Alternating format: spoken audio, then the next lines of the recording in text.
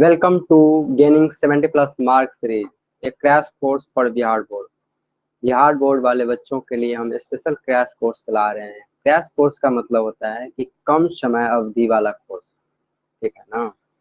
तो उस कोर्स के माध्यम से हम बिहार बोर्ड के अलग अलग सिलेबस को कवर कर रहे हैं, ठीक है। बिहार बोर्ड के स्पेशली 12th वाले बच्चों के सिलेबस को हम लोग कवर कर रहे हैं, ठीक है, जिसका एग्जाम जनवरी में होने वाला है। उसके अंतर्गत हम लोग अभी हिस्ट्री सेक्शन को कवर कर रहे हैं। इसके अलावा हम और भी सेक्शन को कवर करेंगे। तो इम्पोर्टेंट न्यूज आपके लिए ये है कि हम बहुत जल्द ही ज्योग्राफी को ऐड करने वाले हैं। ज्योग्राफी के अलावा और भी सब्जेक्ट को ऐड करेंगे, बट आप पेशेंस पूर्वक हमारे क्लासेस को, लेक्चर को देखते रहिए, उसमें प्रैक्टिस करते रहिए और अपना कमेंट कीजिए कि उनका जिनका और क्या क्या सब्जेक्ट है और वो क्या क्या सब्जेक्ट पहले पढ़ना चाहते हैं। तो उसी के अकॉर्डिंग हम चीज़ों को सेलेक्ट करेंगे और हम आपको मंडे से, या देखते हैं संडे, मंडे ज़्यादा चांस है, मंडे से सारा शेड्यूल मिल जाएगा कि आपके ज्योग्राफी पढ़ने का पैटर्न क्या होगा, कैसे पढ़ेंगे, उस सारे टॉपिक पे हम लोग बात करेंगे, ठीक है। तो अभी हम लोग हिस्ट्री सेक्शन को कवर कर रहे हैं। हिस्ट्री सेक्शन में जैसा कि आप जानते हैं कि हम लोगों ने लगभग तीन तीन से चार चैप्टर पढ़ चुके हैं, ठीक है, हम लोगों ने पढ़ लिया।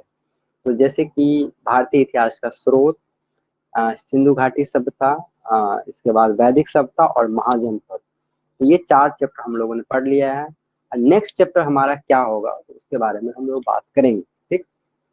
नेक्स्ट चैप्टर हमारा क्या होने वाला है तो उस पर पूरे डिटेल से बात करेंगे। सेम पुराने वीडियो की तरह हमारा तरीका ये होगा कि पहला वीडियो में हम लोग उसके परिचय के संबंध में बात करेंगे, ठीक है ना। जो हमारे चैप्टर ने उसके परिचय के संबंध में, फिर उसका ऑब्जेक्टिव पैटर्न के क्वेश्चन, फिर 2 मार्क्स और 4 मार्क्स। एक नया इन्फॉर्मेशन हम आपको बता देना चाहते हैं कि बहुत सारे बच्चे क्या करते हैं, सिर्फ ऑब्जेक्टिव क्वेश्चन को याद करते हैं। तो आपको ध्यान रखना पड़ेगा, आपका सिर्फ एंड सिर्फ 50% ही ऑब्जेक्टिव क्वेश्चन आने वाले हैं और उसमें सटीक याद करना पड़ेगा। लेकिन जो लोग सब्जेक्टिव पैटर्न के क्वेश्चन को याद नहीं कर रहे हैं, उसको देख नहीं रहे हैं, उसको पढ़ नहीं रहे हैं, तो मेरी गुजारिश है आपसे कि आप बिल्कुल उस पर काम करना शुरू कर दें, क्योंकि आपको नंबर नहीं आएंगे ज़्यादा। क्योंकि ऑब्जेक्टिव के साथ सब्जेक्टिव क्वेश्चन को भी याद करना जरूरी होता है। याद नहीं, याद सब थोड़ा गलत है, मेरे लिए समझना ज़्यादा इम्पोर्टेंट है, क्योंकि मेरे वीडियो लेक्चर के माध्यम से आप इजीली, आसानी से चीज़ों को समझ सकते हैं कम समय में। इसीलिए हमने इसको क्रैश कोर्स नाम दिया है। और गेनिंग 70 प्लस मार्क, क्योंकि 70 प्लस कम से कम आपको आएंगे। तो चलिए अब हम लोग हिस्ट्री सेक्शन को कवर करें। हिस्ट्री सेक्शन के अंतर्गत हम लोगों ने 4 चैप्टर पढ़ लिया। क्या क्या?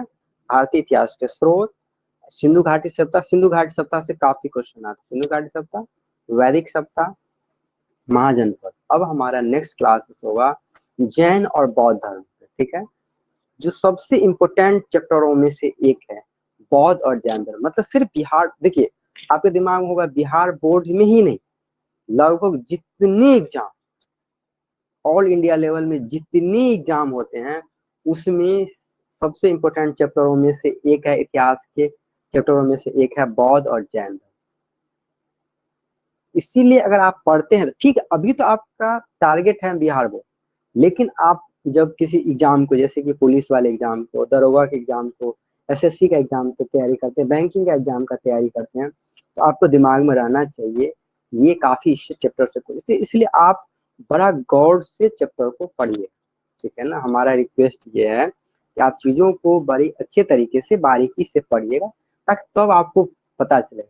जनरली क्या होता है, लोगों को बताने वाला नहीं होता है, अब बाद में आप कहेंगे कि मेरे कोई बताने वाले नहीं, तो इसलिए हम आपको अपने वीडियो लेक्चर के माध्यम से ये भी चीज बीच बीच में ऐड, हालांकि ये इन चीजों से आपको मतलब नहीं होगा अभी, क्योंकि आपका पूरा का पूरा टारगेट होगा बोर्ड पे, लेकिन ठीक है, बोर्ड के साथ साथ थोड़ा सा इन चीजों के बारे में आप आइडिया रखेंगे ताकि आपको उत्साह मिले। मेरे करने का मतलब ये है कि ताकि आपको बीच बीच में उत्साह मिले, इसलिए इन चीजों को हम लोग ऐड करते हैं। चलिए, तो हम लोग अब शुरू करते हैं जैन और बौद्ध। तो जैन और बौद्ध धर्म में हम लोग शुरू करते हैं पहले जैन धर्म, ठीक। तो अब कहानी देखिए, हिस्ट्री एक क्रम, ठीक है ना। हिस्ट्री एक स्टोरी टेलिंग की तरह, जैसे आपने बचपन में दादा से, दादी से, मम्मी से कहानी सुनी, ऐसे ही इतिहास एक स्टोरी की तरह, एक कहानी की तरह है। आप उसको बड़ा प्यार से आप सुनते जाएंगे, समझते जाएंगे, तो आपको बहुत प्यारा लगेगा। हिस्ट्री का मेथड ये होगा, आप सोचते होंगे कि हिस्ट्री पढ़ने का तरीका क्या होगा। हर सब्जेक्ट का एक क्रक्स होता है। क्रक्स मीन कि उस सब्जेक्ट का एक प्रॉपर तरीका होता है पढ़ने। तो हिस्ट्री पढ़ने का तरीका क्या है, एक स्टोरी की तरह उसको पढ़ते जाइए, पढ़ते जाइए, पढ़ते, क्या है ना, कि कहानी की तरह। कैसे? जैसे कहानी की तरह कि कैसे, कहाँ से शुरू हुआ कहानी, फिर कहाँ तक हम लोग पढ़े, उसमें क्या क्या चीज हम लोगों को पढ़ना है, उस टाइम ऐसा क्यों था। आप पूरा उसके बारे में सोचेंगे ना, तो आप इजीली से समझ जाए। अब सिंधु घाटी सभ्यता कैसे हुआ, क्यों खत्म हुआ, कैसे था उस टाइम, लोग कैसे रहते थे, क्या पहनते थे, सिंपल सा तरीका। अभी आप गाँव में जाएंगे, किसी गाँव में, तो देखते हैं ना कैसे लोग बिल्डिंग में रहते हैं, क्या उसके घर में लाइट जलता है कि नहीं, कैसा वो कपड़ा पहनते हैं, जींस पहनते हैं कि शर्ट पहनते हैं कि धोती कुर्ता पहनते हैं। इन चीजों के बारे में आप देखते हैं कि नहीं? तो वही हमको इतिहास में पढ़ना है, ठीक है ना। इतिहास क्या है कि उस एक प्रॉपर घटना है, सीक्वेंस। लेकिन उस साथ इतिहास से हमको ये पता चल रहा है कि उस टाइम में हमारे सामाजिक परिवेश क्या था, उससे हमको सीखने के लिए मिलता है। तो इसी क्रम में हम लोग जो पहला चैप्टर पढ़ रहे थे, तब जो सिंधु घाटी सप्ताह के अंतर्गत हम लोग जानते थे कि उस टाइम में कैसे विकसित हुआ, फिर वो सभ्यता खत्म हो गई। सभ्यता खत्म मतलब वो उस टाइप के लोग खत्म हो गए। फिर वैदिक सप्ताह है, तो वैदिक सप्ताह का फिर से शुरुआत हो जाता है। फिर गांव में लोग बसने लगते हैं। फिर इससे धीरे धीरे महाजनपद का विकास होता है। मतलब धीरे धीरे गांव जो है और थोड़ा था जन के रूप में, जन महाजनपद के रूप में। उस टाइम में 16 महाजनपद थे, जिसमें कुछ महाजनपद आपको हर एग्जाम में पूछता है। जैसे अपने बिहार के आसपास का जो खासकर महाजनपद है, जैसे मिथिलांचल का एरिया जो था, इन सब चीजों के बारे में आपको जानकारी रहना चाहिए। हर एग्जाम, बिहार बोर्ड ही नहीं, हर एग्जाम में इस पे क्वेश्चन आता ही है। चलिए, अब हम लोग इस पे ज्यादा टाइम नहीं लगेगा, आगे हम लोग बात करते हैं जैन धर्म पे और बौद्ध धर्म। तो आज का हमारा लेक्चर मेनली जैन धर्म के संबंध में होगा। ये जैन धर्म क्या है, ठीक है ना। आइए, जैन धर्म क्यों, हम, आपके दिमाग में सवाल आएगा हम जैन धर्म क्यों पढ़े। ये नहीं कि अरे भाई एग्जाम है तो रट लेंगे, तो अलग बात, ठीक है ना भाई, एग्जाम है तो रटेंगे। लेकिन आपके दिमाग में समय आएगा हम जैन धर्म क्यों पढ़े, क्योंकि इंट्रोडक्टरी क्लास है। तो कल वाले ऑब्जेक्टिव में तो हमको बताएंगे कि क्या क्या ऑब्जेक्टिव आता है इजी तरीके से। लेकिन आज ये समझिए कि जैन धर्म क्यों, जैन धर्म का क्यों जरूरत पड़ा हमारे यहाँ, और जैन धर्म है क्या, ठीक है ना।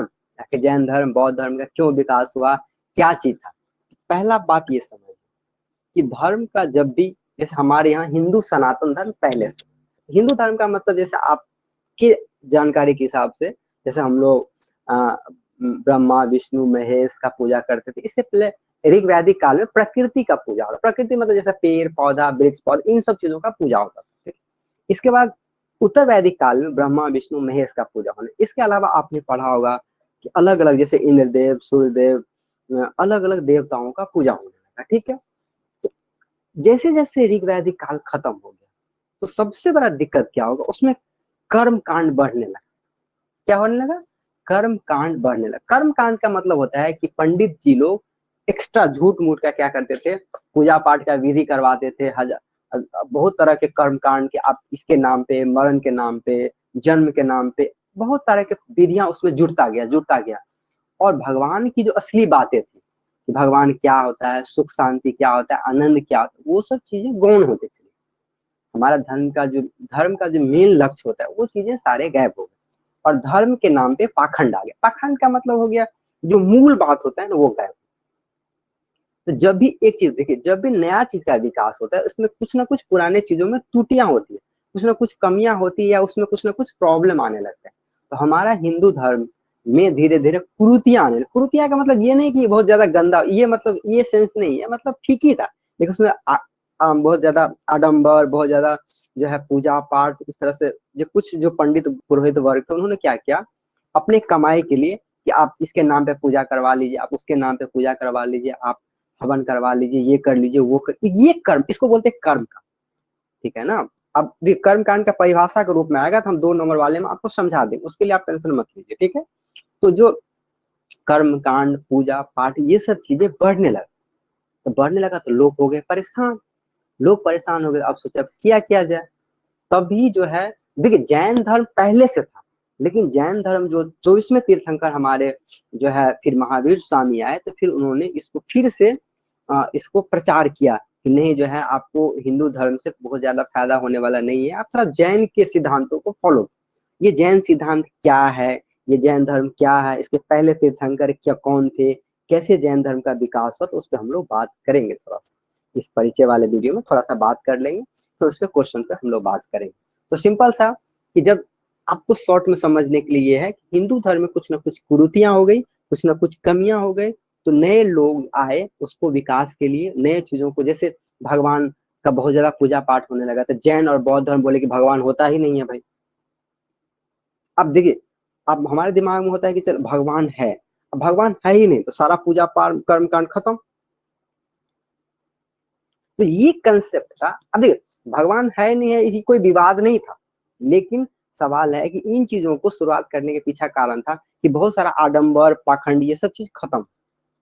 चलिए, अब हम लोग थोड़ा सा लुसेंट के माध्यम से पढ़ लेते हैं थोड़ा सा सब्जेक्टिव, और इसके बाद जो है फिर कुछ सब्जेक्टिव पैटर्न को समझा देते हैं, फिर हम लोग क्वेश्चन पे आएंगे, ठीक है ना, कि कैसे कैसे। तो इस शॉर्ट में आपको समझा देते हैं, फिर हम लोग क्वेश्चन पे बात करेंगे ताकि आपको आइडिया रहे उस चैप्टर में क्या क्या चीजें हैं और क्या क्या चीजें हम समझ सकते हैं, ठीक है। तो चलिए हम लोग थोड़ा सा बढ़ते हैं आगे।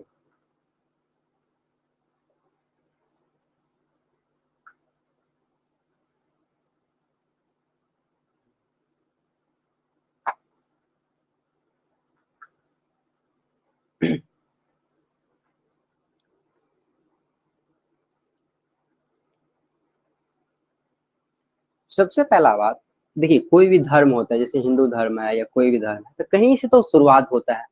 तो ऐसे ही जैन धर्म का जो शुरुआत हुआ, ध्यान से समझिए, जैन धर्म का जो शुरुआत हुआ,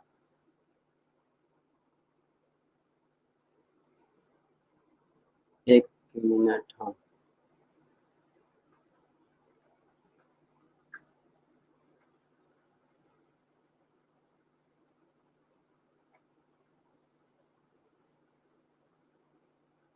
देखिए हमारे यहाँ जैन धर्म का जो शुरुआत होता है, ध्यान से समझिए, वो जैन धर्म के संस्थापक, जैन जैन धर्म का जो खोजकर्ता थे, उन्होंने पहली बार खोजा, वो प्रथम तीर्थंकर, तीर्थंकर मतलब ऋषभ देव, तीर्थंकर मतलब होता है एक तरह से वो भगवान, भगवान का अवतार जो भी मान लीजिए आप। तो पहले तीर्थंकर हुए कौन? ऋषभ देव। ये क्वेश्चन पूछता है कि जैन धर्म के पहले तीर्थंकर, जैसे हमारे यहाँ हिंदू धर्म परंपरा में ब्रह्मा विष्णु महेश को श्रेष्ठ मानते हैं, ऐसे ही जैन धर्म में ऐसे क्वेश्चन पूछेगा, जैन धर्म के संस्थापक, तो जैन धर्म पहले बार संस्थापना किया होगा तो कौन किए होंगे? तो ऋषभ देव। कौन है? ऋषभ देव। इससे क्वेश्चन आया ऋषभ। जैन धर्म के 23वें तीर्थंकर पारसनाथ। अब ये तीर्थंकर क्या हुआ? तीर्थंकर पारसनाथ जो काशी के इच्छाणु वंशीय राजा अशोक के पुत्र, 29 वर्ष की अवस्था में संन्यास जीवन का स्वीकार इनके द्वारा दी गई शिक्षा थी। शिक्षा हिंसा न करना, सदा सत्य बोलना, चोरी न करना और संपत्ति न रखना। अब ये समझिए थोड़ा सा पॉइंट क्या है, थोड़ा समझना होगा कि जैन धर्म में, देखिए कंसेप्ट क्या है कि जैन धर्म में 24 को तीर्थंकर हुए। 24 को, जैसे देखिए हमारे यहाँ जो भगवान विष्णु के जो अवतार, ठीक है ना, आपने भगवान विष्णु के अवतार के बारे में सुना हो, ठीक है ना। तो ऐसे ही जैसे भगवान विष्णु के अलग अलग अवतार हैं, जैसे नरसिंह अवतार, मत्स्य अवतार, कूर्म अवतार, वामन अवतार, कल की अवतार, तो ये अलग अलग अवतार जो है भगवान विष्णु, ऐसे ही जैन धर्म उसको हम तीर्थंकर एक तरह से, माने एक पर एक जो है उसके उनके बाद हुए, उनके बाद हुए, एक तरह से अवतार मान लीजिए या उनका उत्तराधिकारी मान लीजिए या उनको आप भगवान मान लीजिए, जो भी शब्द दे दीजिए, उसके लिए जैन में उसके लिए प्रयोग होता है तीर्थंकर। क्या होता है? तीर्थंकर।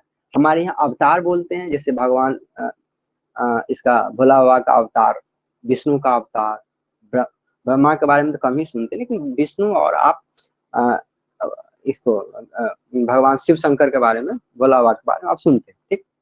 ऐसे ही जैन धर्म में तीर्थंकर तो टोटल 24 तीर्थंकर। ऐसे ही आप सिख धर्म में पढ़िएगा, ठीक है, उसके गुरु हुए। ऐसे ही जैन धर्म में टोटल 24 तीर्थंकर हुए।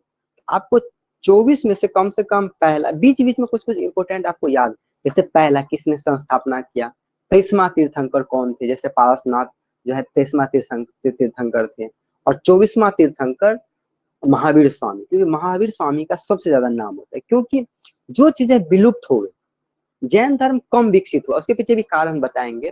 तो जो चीजें विलुप्त हो गई उसको भगवान महावीर जी जो है दोबारा लाए, इसलिए महावीर जी का बहुत ज्यादा चर्चा होता है जैन धर्म, ठीक है ना। उसके पीछे और भी बहुत सारा कारण था, लेकिन सबसे बड़ा कारण था जो चीजें लुप्त हो गई थी, क्योंकि जैन धर्म बहुत पहले से, उसके बारे में कहानी बताएंगे, लेकिन जो चीजें लुप्त हो गई उसको महावीर जी फिर से लाए।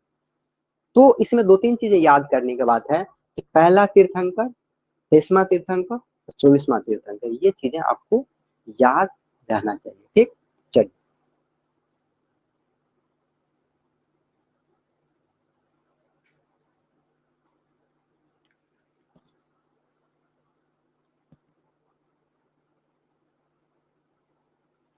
अब देखिए, जैन धर्म के 23वें तीर्थंकर पारसनाथ थे, जो काशी के इच्छासु वंशी अश्वसेन के पुत्र थे।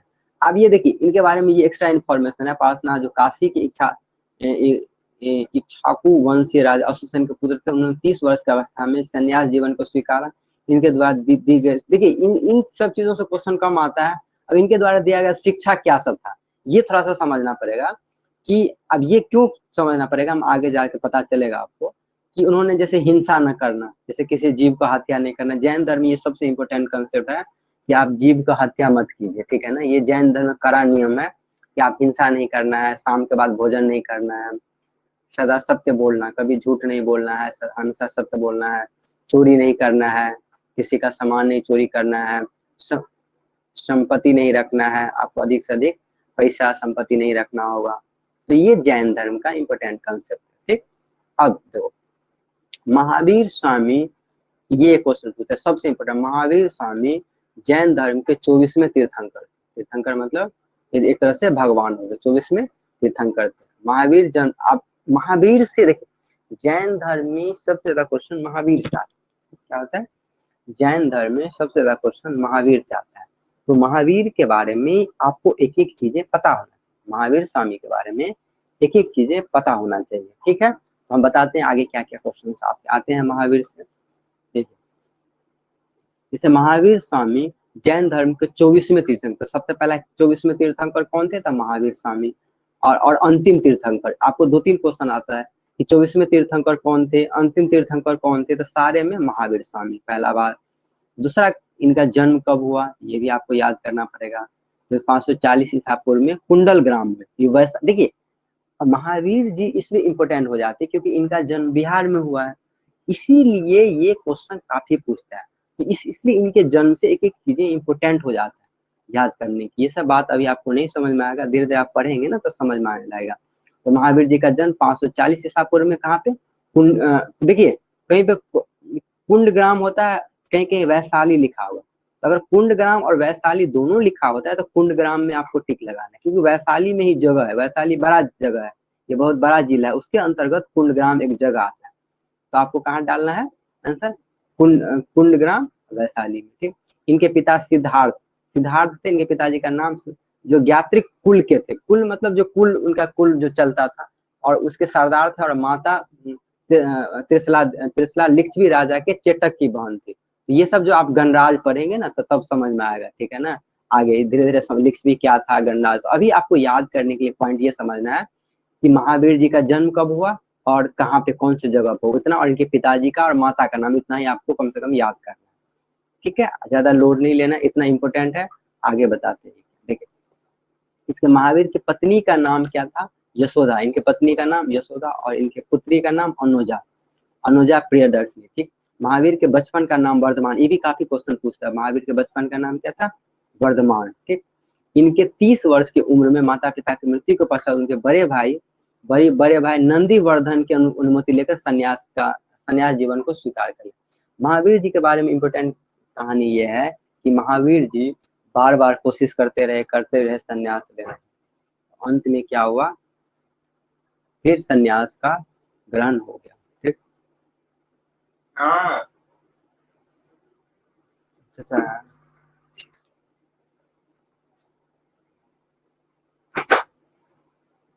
तो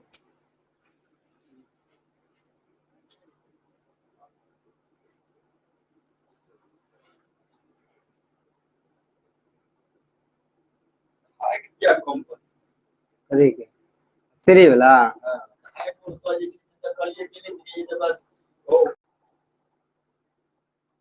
तो हम लोग बात कर रहे थे, एक मिनट, बात कर रहे थे कहाँ पे?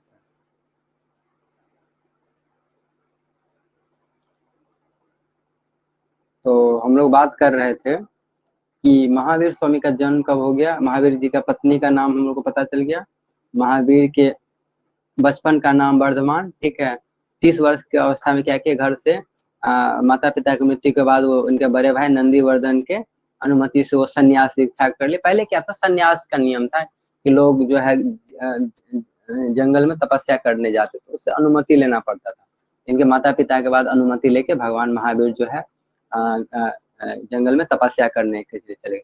12 वर्ष के कठिन तपस्या के बाद उनको महावीर को तो जिरीवक के समीप रिजु पालिका नदी के तट पर साल वृक्ष के नीचे तपस्या करते हुए संपूर्ण ज्ञान का बोध हुआ। इसी समय महावीर जिन का अर्थ होता है विजेता, जिन विजेता, अरहत, अरहत मतलब अरहत माने पूज्य, और निर्ग्रंथ माने निर्ग्रंथ मतलब बंधनहीन कहलाए। अब देखिए इस 2-3 अर्थ समझा देते हैं ये क्या है। पहला बात कि कितना वर्षों के तपस्या के बाद महावीर जी को ज्ञान का प्राप्त हुआ, 12 वर्षों के। कहाँ पे, जिरीवक के सभी, इस सब पे क्वेश्चन कम आता है, और साल वृक्ष के नीचे संपूर्ण ज्ञान के। जिन का क्या मतलब होता है, ये पूछता है जिन का मतलब होता है विजेता। विजेता का मतलब जो अपने आप को जिन्होंने जीत लिया, उन्होंने पूरा संसार को जीत लिया। आप सोचेंगे जीत लिया तो क्या जीत लिया, राजपाट जीत लिया, ऐसा कुछ नहीं। जिन का मतलब यहाँ होता है कि जिन्होंने अपने आप को जीत लिया। अपने आप को जीतने का क्या मतलब है, जो मन को जिन्होंने जीत लिया। तो महावीर स्वामी ने मन को जीत लिया, ने अपने आप को जीने अरहत, इसलिए वो पूज्य हो गए, उनको लोग पूजने लगे। और निर्ग्रंथ, निर्ग्रंथ मतलब बंधनहीन, उसके बाद वो किसी सारे बंधन से मुक्त हो गए। उनके पीछे ना कोई बंधन है, ना मोह है, ना माया है, कुछ भी नहीं रहा। उसको हम लोग बंधनहीन कहते हैं। क्या कहते हैं, बंधन। तो इस तरह से हो गया। चलिए आगे हम लोग बढ़ते हैं कि महावीर के ने अपना उपदेश प्राकृतिक अर्धमगही भाषा में दिया। देखिए पटना के आसपास रहते थे, तो वहाँ जो भाषा है अर्धमगधी, तो उन्होंने उपदेश किसमें, प्राकृत भाषा, अर्धमगधी भाषा में दिया। महावीर अनुयायियों को मूलतः निर्ग्रंथ, निर्ग्रंथ कहा जाता है। ये निर्ग्रंथ मतलब बंधनी। महावीर के जो अनुयायी, अनुयायी मतलब होते हैं इनके जो शिष्य, उनके जो चेले चपेटे जिसको बोलते हैं, चेला लोग होते हैं, उनको अनुयायी बोलते हैं। अनुयायी उनके धर्म को मानने वाले को हम लोग मूलतः निर्ग्रंथ कहते हैं, क्योंकि वो बंधनहीन से मुक्त हो जाते हैं, कोई भी बंधन से मुक्त हो जाते। महावीर का प्रथम अनुयायी मैंने पहला जो उनका जो धर्म स्वीकार करने, उनका दामाद जामिल था। कौन था, जामिल। जामिल, इस सबसे क्वेश्चन बिहार बोर्ड में कम आते, ऐसे ही बता देते हैं। प्रथम जैन भिक्षुणी नरेश दायनी की पुत्री चंपा थी। ये सब अलग एग्जाम में क्वेश्चन, दूसरे एग्जाम में पूछते हैं, लेकिन बिहार बोर्ड में से कम क्वेश्चन आएगा। हम आगे बताते हैं और कहाँ से आएगा क्वेश्चन आपको। महावीर ने अपने शिष्यों के 11 जैन धर्मों को विभाजित किया। आर्य सुधर्मा अकेला ऐसा गंधर्व महावीर की मृत्यु के बाद जीवित रहा, और जो जैन धर्म के प्रथम फेरा तथा मुख्य उपदेशक हुआ। महावीर स्वामी महावीर के भिक्षु संघ के प्रधान चंदना थी। अच्छा, इसके बाद हो गया। अब नेक्स्ट पेज हम देख लेते हैं। तो अभी तक हम लोगों ने जितना पढ़ा उसमें 2-3 चीजें अभी इसमें काम का है। फिर हम लोग नेक्स्ट पढ़ते हैं कि महावीर, जैसे कि उनके बचपन का नाम, उनका जन्म कहाँ पे हुआ, और महावीर स्वामी कैमरा तीर्थंकर। तो ये 3-4 चीजें बोर्ड में क्वेश्चन पूछता है, आपको वहां पे फोकस, जहाँ पे हम स्पेशली टिक कर देते हैं कि नहीं आपको ये क्वेश्चन पूछेगा, तो वो आपको याद कर ही लें। बाकी ठीक है, आपको हम इन्फॉर्मेशन के लिए समझा देते हैं, लेकिन जहाँ पे हम आपको बोल देंगे कि देखिए आपका क्वेश्चन वहां से पूछेगा, तो वहां से क्वेश्चन पूछेगा ही, इसलिए उस पॉइंट को नहीं छोड़ना है, ठीक है ना। बाकी जो तो इन्फॉर्मेशन के लिए, ठीक है, जान लीजिए उनके माता पिता, ये क्या क्या कहानी है, ठीक। चलिए हम लोग नेक्स्ट पेज पे आते हैं, थोड़ा सा और समझ लेते हैं आगे।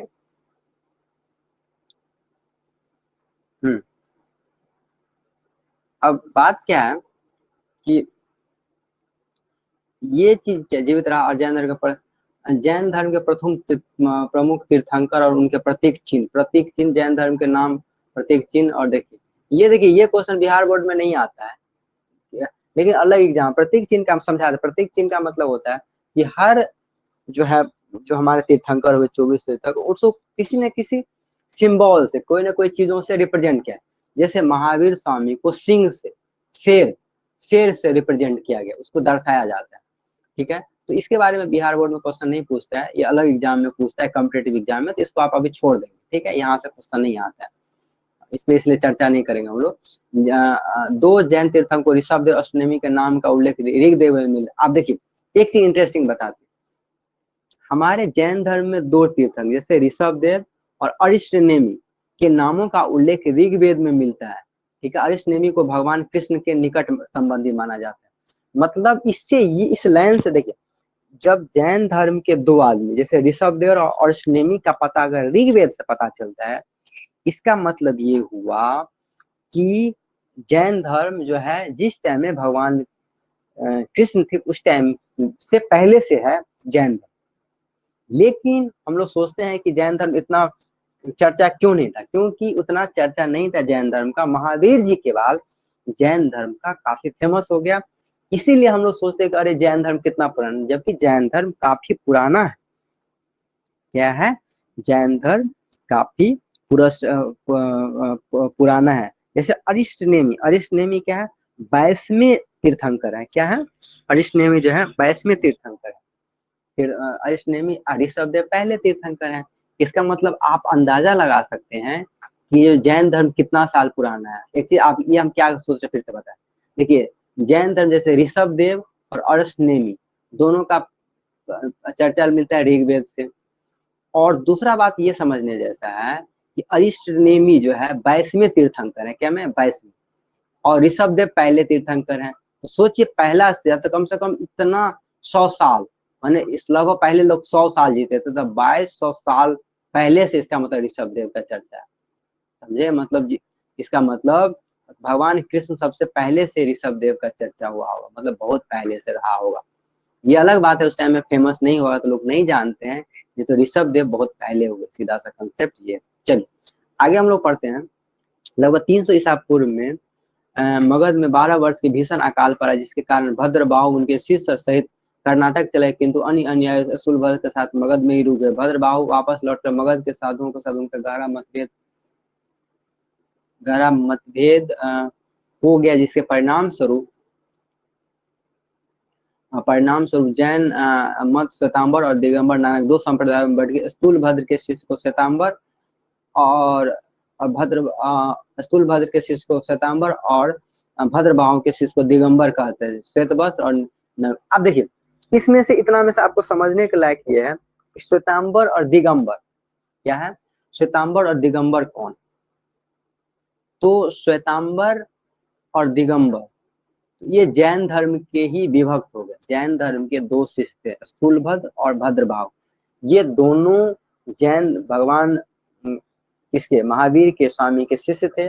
वो बाद में क्या हुआ, ये दोनों शिष्य ने अलग अलग अपने, जब महावीर स्वामी का मृत्यु हो जाता है उसके बाद वो लोग धर्म को अपने एक तरह से बांट लेते हैं, बोलते हैं नहीं हम नए तरीके से अपने, जैसे कि श्वेतांबर स्थूलभद्र जो बोलते हैं कि नहीं हम अपने तरीके से धर्म को डिफाइन करेंगे, कुछ चीजों को इजी करेंगे, और वो नया एक तरह से मार्ग चालू करते हैं जिसको हम लोग श्वेतांबर बोलते हैं।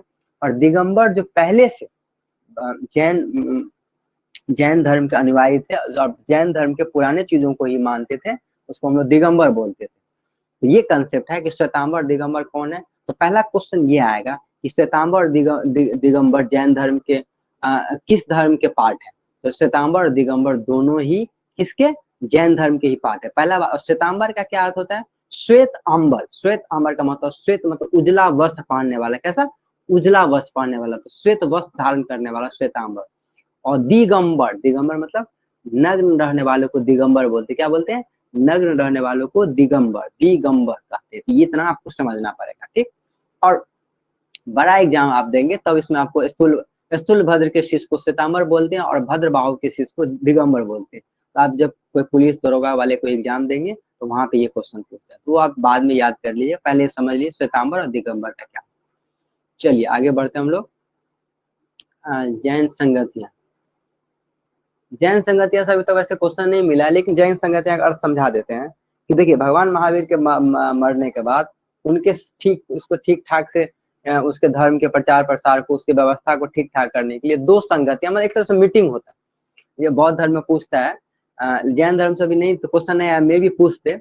तो संगतियां मतलब मीटिंग हुआ आपस में धर्म गुरु बैठे और उसमें कुछ सुधार हुआ। तो जैसे प्रथम संगति 300 ईसा पूर्व में हुआ, कहाँ पे? पाटलिपुत्र में, और अध्यक्ष इसके स्थूलभद्र थे। इस तरह से क्वेश्चन पूछता है कि जैसे कि पहला पहला जो है संगति कब हुआ या कितना कहाँ हुआ? पहला संगति 300 ईसा पूर्व में, कहाँ पे? पाटलिपुत्र में, और इसके अध्यक्ष कौन थे? स्थूलभद्र। दूसरा कब हुआ? तो 6ठी शताब्दी में। इसके जगह कहाँ था? बल्लभी, गुजरात में, और इसके अध्यक्ष कौन थे? क्षमाश्रवा। इस तरह से क्वेश्चन पूछता है। अब चलिए, इससे बिहार बोर्ड में भी क्वेश्चन कम मिला है, लेकिन कहीं पूछ दे, इसलिए अब तो आगे बढ़ना है। ठीक, अब जैन धर्म के त्रिरत्न, ये क्वेश्चन पूछता है। ये ऑब्जेक्टिव 2 नंबर में क्वेश्चन पूछ सकता है, समझिए।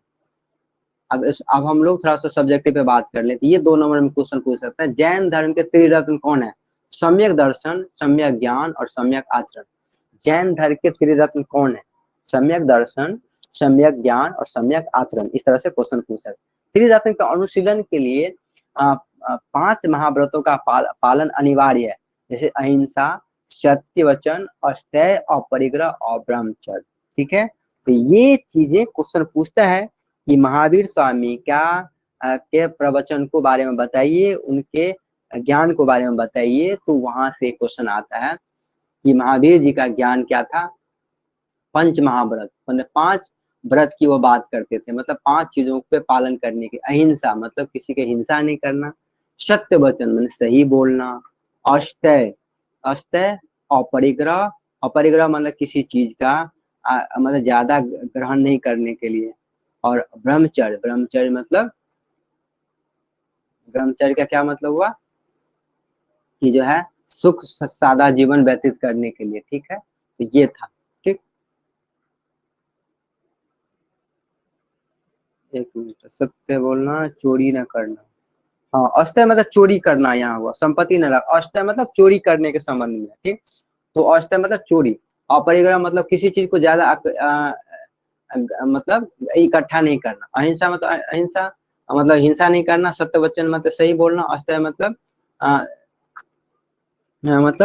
चोरी नहीं करने के संबंध में। अपरिग्रह मतलब कोई सामान ज्यादा इकट्ठा नहीं करना। और ब्रह्मचर्य मतलब ब्रह्मचर्य का मतलब यहाँ शादी करने का संबंध में नहीं था। ब्रह्मचर्य का मतलब ये था कि आप सुख सादा जीवन, सिंपल जीवन और एक व्यवस्थित जीवन जीते हैं, चाहे वो आप परिवार में रहते हो या आप अविवाहित हो या अविवाहित। दो तीन चीज और कर। जैन धर्म में ईश्वर की मानता नहीं है। ये सब चीजें क्वेश्चन पूछता है। ठीक है, ये बड़े एग्जाम में, कॉम्पिटेटिव एग्जाम में क्वेश्चन और भी पूछता है कि जैन धर्म में ईश्वर का मानता है कि नहीं। अब ये पूछेंगे आप क्या चीज है, तो ये जैन और बौद्ध, क्योंकि हम आपको पहले ही बता चुके थे कि बौद्ध और जैन धर्म का विकास ऐसे होता है कि हिंदू धर्म में बहुत सारी कुरीतियां आ जाती। क्या आ जाती? कुरीतियां। कुरीतियां का मतलब ये हुआ कि वहां पे पूजा पाठ भगवान के नाम पे 100 तरह के विधि होता था। इसके नाम पर पूजा, घर का पूजा, बच्चे का पूजा, कर्मकांड का पूजा।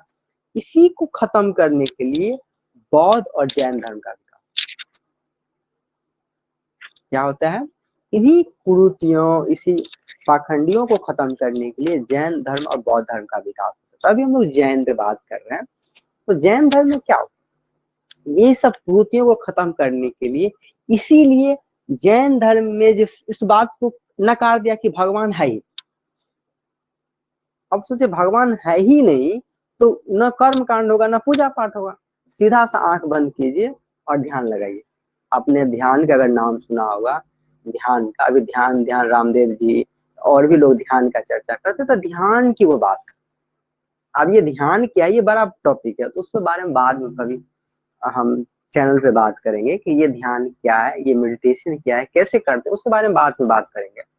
उनका क्या टेक्निक है, आनापान सति, तो उसके बारे में बाद में अलग से लेक्चर लेंगे। ये ध्यान क्या है, किस तरह से किया जाता है, आप कैसे कर सकते हैं, अपना विकास कैसे, उस पर बाद में हम लोग अलग से लेक्चर पे बात कर लेंगे। ये ध्यान क्या है, उस पर एक टॉपिक हम बना लेंगे, एक थोड़ा सा टॉपिक बनाएंगे इस बीच में, ताकि आपको वो अलग टॉपिक होगा, वो उस पर हम अलग बात करेंगे। ठीक है ना, वो पढ़ाई से थोड़ा हट के टॉपिक है, उसमें हम लोग बाद में बात कर लेंगे। ठीक है, आप कमेंट करेंगे नहीं हमको सर बता दीजिए, उसके बारे में जानना चाहते हैं, अधिक लोग इंटरेस्ट लेंगे तो उसके बारे में बात करेंगे। योगा पे भी हम लोग बात कर लेंगे, लेकिन उसको हम अलग अलग दिन बात करेंगे। पहले आप लोग पढ़ लीजिए।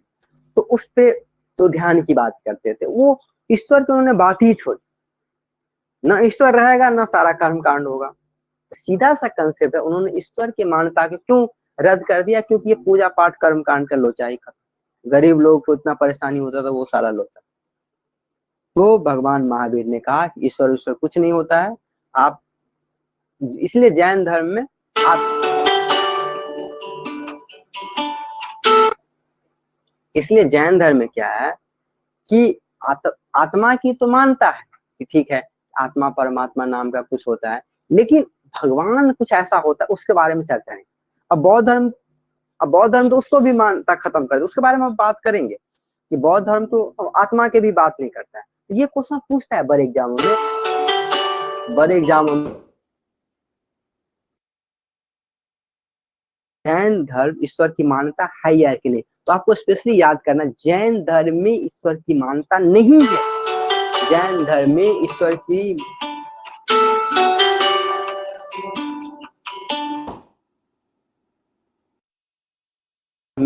की मान्यता नहीं, और जैन धर्म में आत्मा की मान्यता है,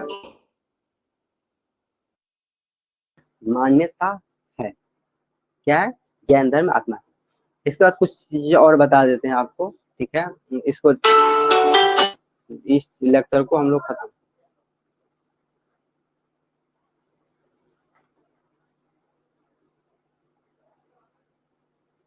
जैसे कुछ चीज देख लीजिए, एक मिनट कुछ डिस्टर्ब हो गया था। ज्यादा नहीं, 2-3 चीजें और क्वेश्चन पूछता है, थोड़ा सा बात कर लेते हैं कि जैसे जैन धर्म में पुनर्जन्म, ठीक है, पुनर्जन्म और कर्मवाद पे विश्वास करते हैं, ठीक है ना? और 2-3 और बात है, थोड़ा सा इसको जल्दी से खत्म कर लेते हैं, फिर हम लोग नेक्स्ट क्लास में ऑब्जेक्टिव पे बात करेंगे। ज्यादा आप लोग बोरिंग हो जाएंगे कि सर क्या क्या पढ़ा रहे हैं, बट ये सब चीज जानना जरूरी है, इसलिए थोड़ा सा बता देते हैं कि जैसे देखिए, जैन धर्म पुनर्जन्म और कर्मवाद पे विश्वास रखते हैं, ठीक है? पुनर्जन्म मतलब दोबारा जन्म होता है कि नहीं, इस पे विश्वास करते हैं। पुनर्जन्म और कर्मवाद पे विश्वास करते हैं। ये क्या चीजें हैं? जब ध्यान वाला टॉपिक पढ़ाएंगे तो उस पर हम लोग थोड़ा बात करेंगे, ठीक है? जैन धर्म आप लोग उसमें कमेंट कीजिएगा तो हम ध्यान पे योग पे अलग से बात करेंगे, ठीक है ना? लेकिन अभी आप फिलहाल इसको पढ़ लीजिए, ठीक? महावीर का पुनर्जन्म और कर्मवाद में विश्वास, ठीक। इसके अलावा देखिए, जैन धर्म अपने आध्यात्मिक विचारों को सांख्य दर्शन से लिया। अब ये सांख्य दर्शन क्या है उस पर भी बात करेंगे हम लोग कि सांख्य दर्शन ये अलग अलग, जैसे कि हमारे यहाँ योग कर्मवाद सांख्य दर्शन, ये सब अलग अलग दर्शन है, इसके बारे में हम लोग अलग से बात करेंगे, ठीक है? तो सांख्य दर्शन से जैन धर्म का जो शिक्षा है वो सांख्य दर्शन से लिया गया। जैन धर्म मानने वाले राजा उदयन बंदराज, ये चंद्रगुप्त मौर्य, कलिंग नरेश, ये लोग जैन धर्म को मानते थे, ठीक। आगे हम लोग बात कर लेते हैं थोड़ा सा जल्दी से। मैसूर में गंगे गंड में प्रस्थान, कर्नाटक में इतना कि विशाल बाहुबली मूर्ति, ये सब क्वेश्चन अभी नहीं। आपका बिहार में खजुराहो में जैन मंदिर का निर्माण चंदेल शाह, ये क्वेश्चन पूछता है लेकिन आपके बिहार बोर्ड में कम आया। खजुराहो में जो जैन मंदिर है वो चंदेल शासक बनाया है। मथुरा जैन का प्रसिद्ध केंद्र था। मौर्योत्तर काल, ये मौर्योत्तर काल की बात करेंगे, उस पर प्रसिद्ध जैन केंद्र था। मथुरा कला का संबंध जैन धर्म से। जैन तीर्थंकर जीवनी भद्रबाहु रचित कल्प सूत्र में है। जैन तीर्थंकरों को जो जीवनी है भद्रबाहु द्वारा लिखित जो कल्प सूत्र किताब उसमें लिखा गया। इसके अलावा देखिए 72 वर्ष की आयु में महावीर की मृत्यु निर्माण 468 ईसा पूर्व में बिहार के पावापुरी राजगीर में हो गया और महावीर जी का किस्सा खत्म, ठीक।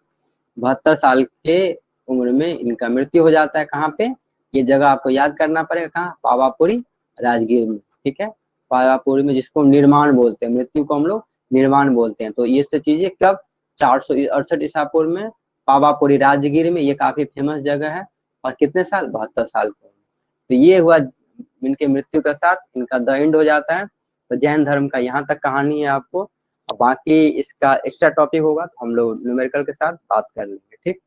तो ये रहा आज का लेक्चर। तो इसके संबंध में आप बात कीजिए, उसको दोबारा पढ़िए, रिवाइज कीजिए। हम उसका ऑब्जेक्टिव पैटर्न के क्वेश्चन को लेंगे। लगभग ऑब्जेक्टिव वाला सारा क्वेश्चन अब आपका बन जाएगा, ठीक है? जितने क्वेश्चन आए हैं उससे ज्यादा ऑब्जेक्टिव नहीं आएंगे। आएंगे तो उस पर थोड़ा सा हम लोग चर्चा कर लेंगे। ठीक है, ठीक है। तो आप इस तरह से कंटिन्यू जुड़े रहिए, हम आपको इस तरह से वीडियो लेक्चर प्रोवाइड कराते रहेंगे, कराते रहेंगे, और भी सब्जेक्ट को ऐड करेंगे। आपकी रिस्पॉन्सिबिलिटी है, आप चीज़ों को कंटिन्यू पढ़िए, अच्छे से अच्छे नंबर लीजिए, उसका रिवीजन कीजिए, और अधिक से अधिक वीडियो को शेयर कीजिए ताकि आप भी पढ़ें, दोस्तों को भी पढ़ाएं। और और अपना कोई क्वेश्चन होता है तो उस कमेंट के माध्यम से जरूर लिखिए। ठीक है, कमेंट के माध्यम से लिखिए, और आप ये भी बताएं कि नेक्स्ट चैप्टर आप नेक्स्ट जो है आपका कौन सा सब्जेक्ट पढ़ना चाहते हैं, तो उसके बारे में आप बात कीजिए, तो उस तरीके से हम उसको ऐड करते जाएं। थैंक्स। तो अब हम लोग मिलते हैं नेक्स्ट ऑब्जेक्टिव वाले लेक्चर में नेक्स्ट डे। ठीक है।